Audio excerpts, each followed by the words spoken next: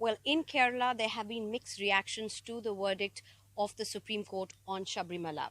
Now, the Sabarimala temple has been the center of politics over the last 1 year. Elections, including by-elections, have really been fought on this as an issue.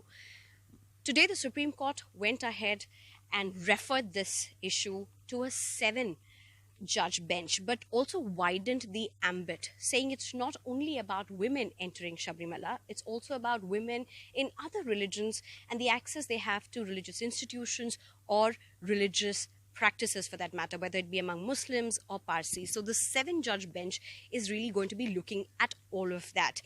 It was a majority decision, which means that not all 5 judges were on the same page. That is something we'll bring to you a little later. But what does this verdict really mean on the ground in Kerala? 2 days from now, on 16th of November, Sabarimala temple is set to be opening for the religious festivities, religious rituals that will be taking place during this religious season. Will women be allowed to go inside or not allowed to go inside?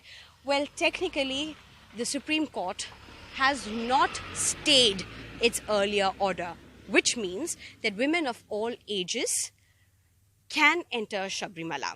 However, the political interpretation of this from the opposition in the state has been totally different.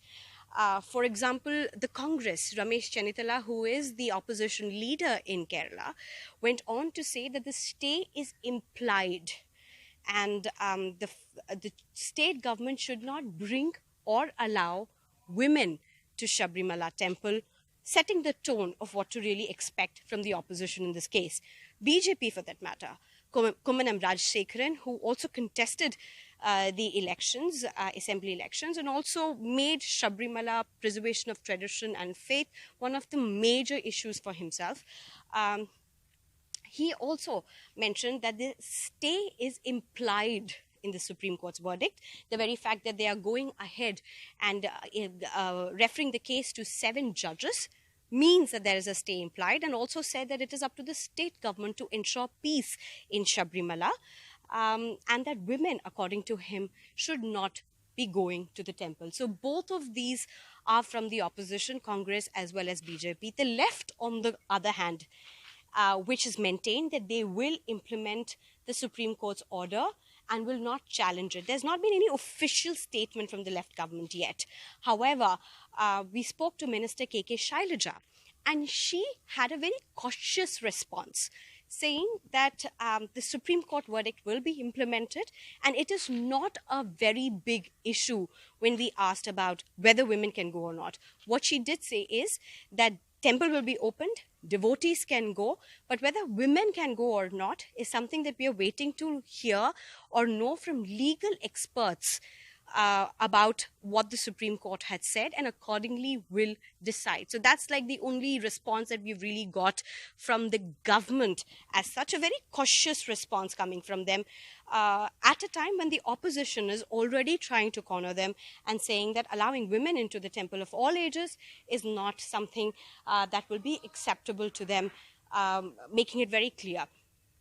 But on the ground, how are people really responding to this? We spoke to Jay Devika, an historian, also somebody who writes a lot about gender rights. She said that she was disappointed with the Supreme Court's verdict. She also said about how the very fact that the Supreme Court has just stated what it did, referring the case to a 7-judge bench, but not stating anything with clarity with respect to its earlier judgment, would only create a situation of chaos and violence and terror for women who do want to go to the temple.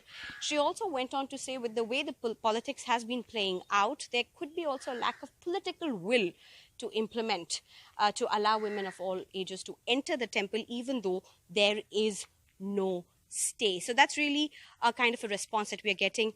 Among devotees, people are split. Some of them have welcomed the Supreme Court's order, saying that this is how it has to be. It has to be a larger issue. It's not about just one temple. What about the other religions? And another set of devotees are wondering about how would this religious rituals phase go, whether women will be allowed to go in or not, whether it will be safe for others to go in or not. Kerala government had earlier itself maintained that law and order will not be an issue. That is something that they say they will assure under all circumstances. However, one of the major concerns, and we must remind our viewers of how politics had really overtaken everything in Sabarimala to an extent where several right-wing groups protested in and around Sabarimala, and not just right-wing groups including BJP, but there was also violence in several parts of Kerala, of which even BJP workers, for that matter, were part of. So that remains a concern for most of the people on the ground. There are people who are saying women who do want to go this time to Sabarimala perhaps need to understand and plan better, because there are greater possibilities of protests, is what some people are saying. There are also concerns raised by some activists whom we spoke to about how this verdict of the Supreme Court is a one step towards possibly a uniform civil code. So on the ground, there are definitely mixed reactions to what has happened in the Supreme Court today. Sabarimala is a very emotional issue for many, many people, also divided on political lines for that matter. Sabarimala really has become a place in Kerala where it's not just about religion and tradition, but it's also about politics, faith, and rights. All of these issues coming together as a confluence, even as the temple is set to open in just 2 days from now. With camera person SP Babu, Sneha Koshi for NDTV.